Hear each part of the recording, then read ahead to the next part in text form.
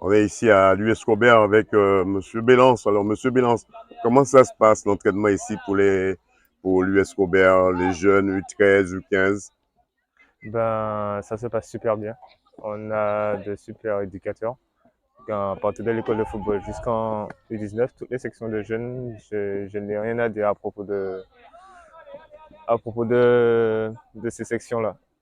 Là, c'est la préparation pour la rencontre du Golden Star, sûrement.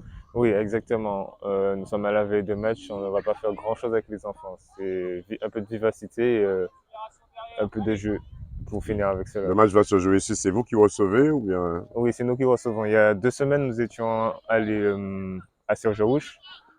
Nous étions allés gagner 5-1. Nous étions allés gagner 5-1. Donc, bon, les deux équipes jouent d'ailleurs, hein.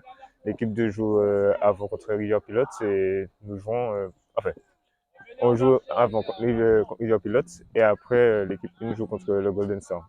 À quelle heure sont les rencontres? Alors, la première rencontre est prévue à 7h30 et l'autre à 8h45. C'est mieux pour les enfants par rapport au soleil.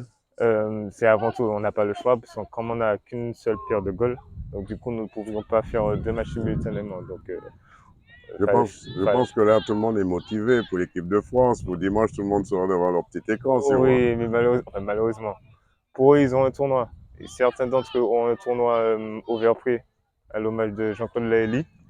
Donc, il y aura certains qui seront au tournoi du Verpré, mais pour eux, enfin, pour nous, il y aura un grand écran qui diffusera la finale. Donc, le tournoi sera étalé sur toute la journée. Qu'est-ce qu'on peut te souhaiter, Monsieur Bélance? Ben, avant tout pour eux, c'est de la réussite, du bonheur. C'est une bonne section quand même, là. Et du bonheur, ouais, nous sommes plus d'une trentaine déjà. Trentaine, assez Plus, nombreux. plus d'une trentaine, nous pouvions faire 3 équipes avec les Sauvegardes. La Donc, dernière fois, on avait entendu parler de l'US Robert face à la Samaritaine. ouais. Il y a eu des revanches dans l'air d'ici là.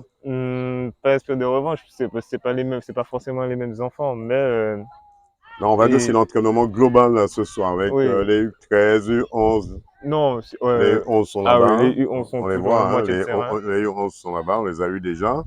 Et ça, c'est les Les U13, ça c'est les U13. U13. Donc ouais, on va essayer d'arriver le plus loin possible avec les deux équipes, en espérant que ça aille au bout, qu'ils décochent quelque chose. C'est Quels sont l'idéal à leur l'heure état actuelle. d'esprit, ces U15, Ah, ils sont, U13? malgré tout, c'est de l'amusement. À leur âge, on va dire que c'est de l'amusement. Nous sommes loin de la compétition, mais ils ont toujours quand même un esprit de compétition. Ils ne veulent pas perdre de match. D'ailleurs, ça se voit sur nos résultats. On a 7 matchs, 7 victoires, donc en espérant que ça dure le plus longtemps et qu'ils aillent au bout. Alors, 7 matchs, 7 victoires, il y a quand même une formation pour ces jeunes vis-à-vis des arbitres. Quand ils rencontrent les arbitres, ils sont briefés à ne pas disputer.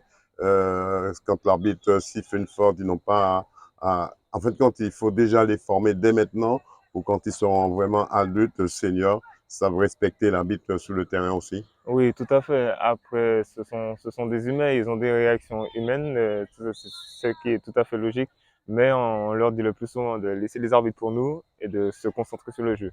Même si le match déborde, de se concentrer sur le jeu et au final, ça finit par payer à chaque fois.